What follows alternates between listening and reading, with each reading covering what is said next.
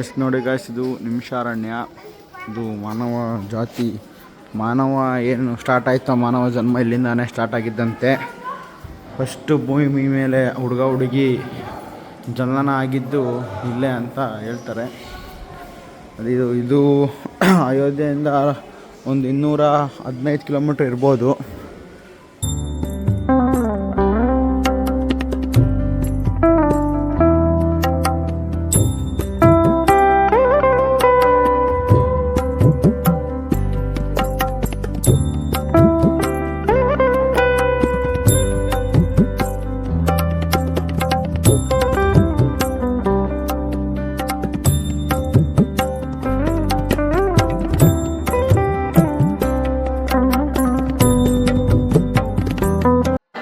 Guys, ಇವರು ಈ place ಬಗ್ಗೆ ಎಕ್ಸ್ಪ್ಲೇನ್ ಮಾಡಿ ಅಂತ ಕೇಳ್ತಾ ಇದ್ದಾರೆ.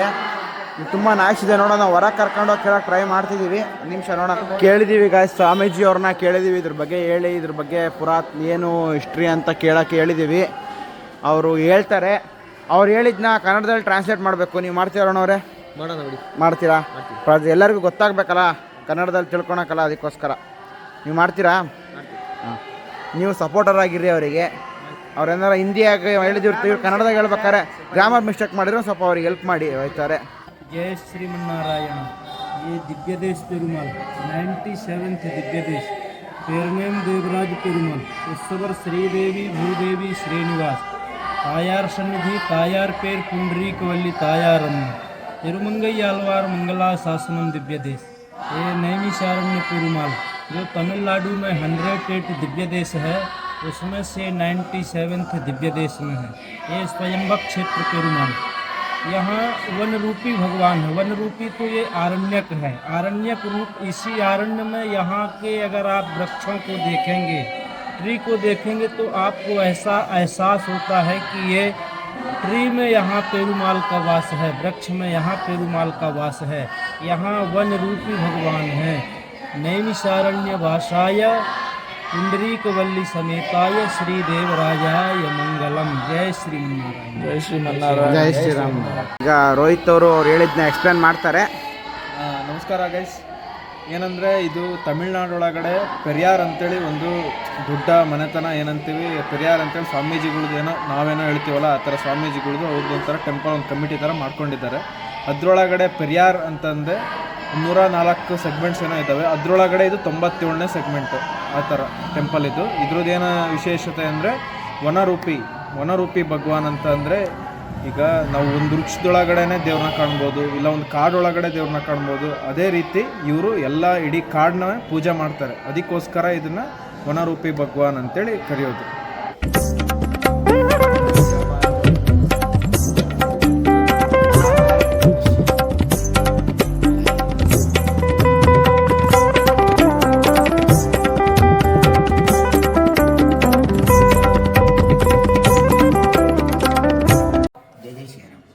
दर्शन करिए श्री 5 पांडव माता द्रौपदी भगवान नारायण का। महाभारत के पश्चात जब पांडवों ने अपने कुटुंब का वध किया तो उनको उसका मृत्यु दोष लगा। तो उसी का पाप प्रायश्चित करने के लिए इसी भूमि पर 12 वर्ष तक तपस्या किया। यहीं से सोमावती अमावस्या को स्थापित किया। सोमावती अमावस्या में सोमवारम की अमावस्या, एक ऐसी अमावस्या जिसमें स्नान करने से मनुष्य के जन्मों जन्मांतर के पाप नष्ट हो जाते थे।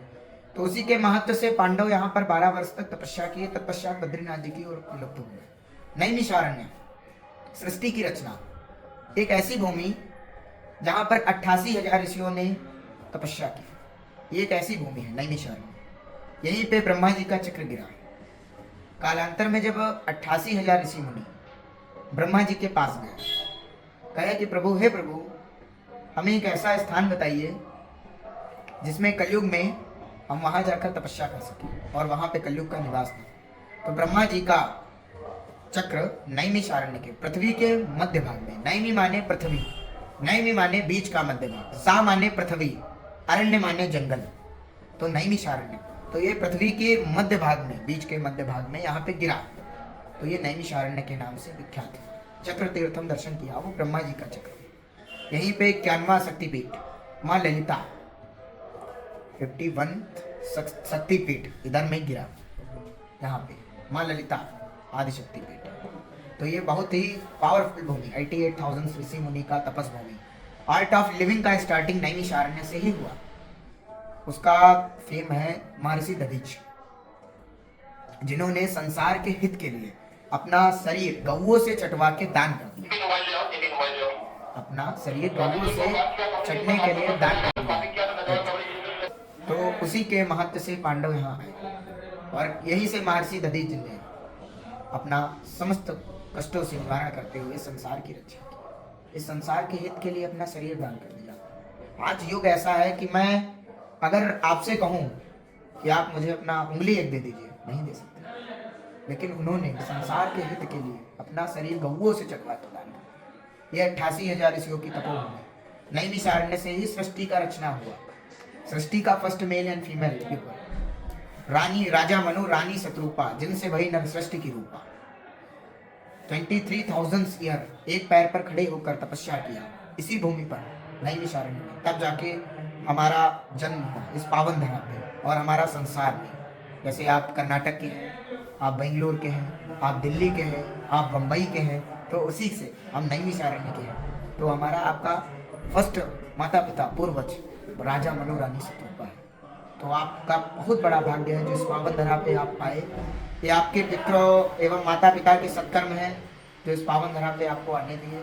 इसी के साथ जय जय श्री राम। धन्यवाद।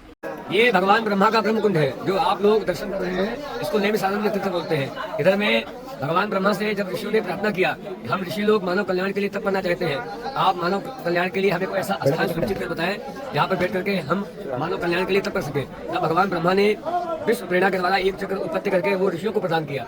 बोले ये चक्र हमारा जहाँ पर जिस भूमि पर समाहित हो जाएगा, रुक जाएगा, वह भूमि पवित्र होगा। चक्र यानी तानि तीर्थानि विषय चक्र समस्त आरण्य, आरण्य बोलते हैं संस्कृत में जंगल को, फारेस्ट क्षेत्र को।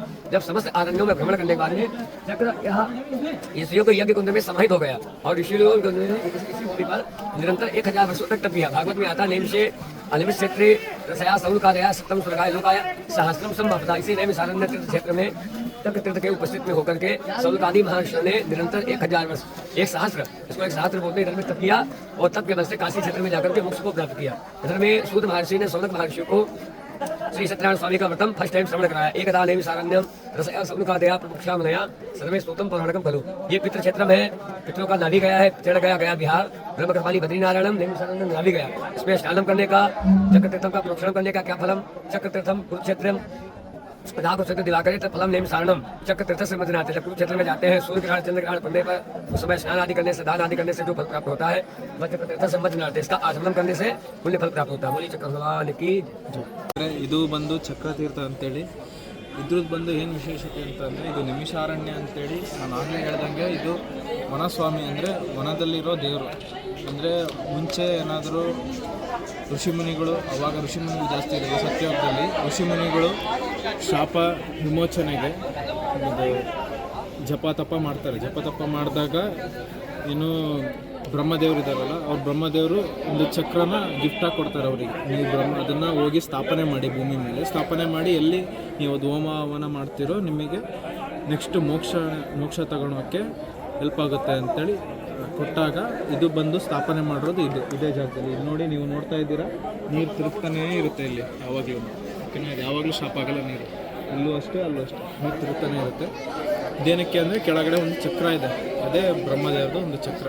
ಆ ಚಕ್ರದ ಏನು ಮಹಿಮೆ ಅಂತಂದರೆ ಇಲ್ಲಿ ಬಂದು ಜಪ ತಪ ಹೋಮವನ್ನು ಮಾಡಿ ಇಲ್ಲೇನಾದ್ರು ದಾನ ಇಲ್ಲ ಏನಾದರೂ ಅಂದ್ಕೊಂಡು ಏನಾದ್ರು ಹೋದ್ರಿ ಅಂತಂದರೆ ನೆಕ್ಸ್ಟ್ ನಿಮಗೆ ಮೋಕ್ಷ ಪ್ರಾಪ್ತಿ ಆಗೋಕ್ಕೆ ನೆಕ್ಸ್ಟ್ ಇಲ್ಲಿಂದ ಕಾಶಿಗೆ ಹೋಗಿ ಮೋಕ್ಷನೇ ಪ್ರಾಪ್ತಿ ಮಾಡ್ಕೊಬೋದು. ಇದ್ರದ್ದು ವಿಶೇಷತೆ. ಇಲ್ಲಿ ಮತ್ತು ಇನ್ನೊಂದು ಏನಂತಂದರೆ ರಾಜ ಮನು, ಆಮೇಲೆ ಫಸ್ಟು ಜೀವರಾಶಿಗಳು ಉತ್ಪತ್ತಿಯಾಗಿದ್ದು ಜನನ ಆಗಿದ್ದು ಕೂಡ ಇಲ್ಲಿ ಇದೇ ಕ್ಷೇತ್ರದಲ್ಲೇ. ಅದಕ್ಕೋಸ್ಕರ ಇದನ್ನು ನೈಮಿಷಾರಣ್ಯ ಅಂತೇಳಿ ಕರೀತಾರೆ.